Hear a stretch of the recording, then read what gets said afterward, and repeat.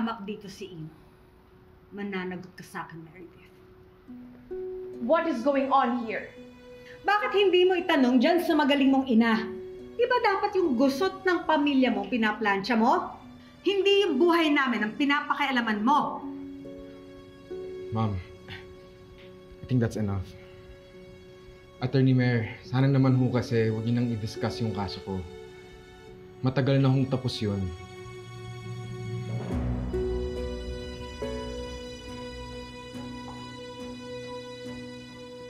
So is it true? Na inuungkat mo ang dating kaso ni Ino? Hindi naman. I'm just clarifying some things. Oh please, Matty. Naipanalo na yun ang magaling mong anak. Kaya wag mo nang ungkatin.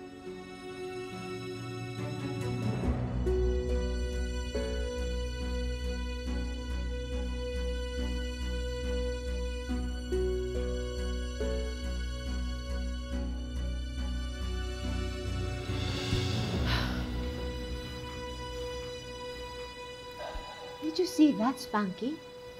Did you notice how Lorena just gaslighted us and manipulated the situation?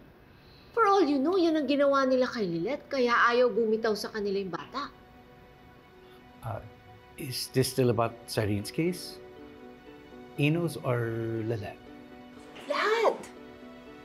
This situation just opened up a can of worms. What if guilty talaga si Ino?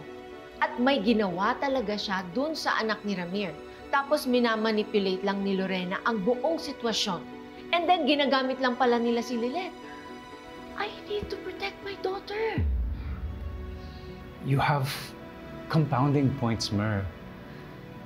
Maybe Lorena is right. How can you help others when you haven't sorted out your own problems yet? Hindi naman tamang talikuran kong tungkulin ko bilang isang abogado. O kaya bitawan ko na yung mga kaso ko. Lalo na itong kay Siren. May nagsasabi sa loob ko na hindi ko dapat ito bitawan. How many times do I have to tell you? Wala akong masamang ginagawa. At mas lalong hindi ko alam kung bakit inuungkat ngayon ni Attorney Mer ang kaso ko noon kay Trixie. You always say that. Na wala kang ginawa. Bigla nagkaka-amnesia ka pag may kalokohan kang ginagawa. Na-hospital si Trixie dahil sa away niyo. Cons. And now this? Cons, tama na. Hindi ko na kasi dapat sinabi sa encounter namin with Meredith kanina eh. I mean, if you have nothing else to say, can I go now? Hey, I'm not finished with you.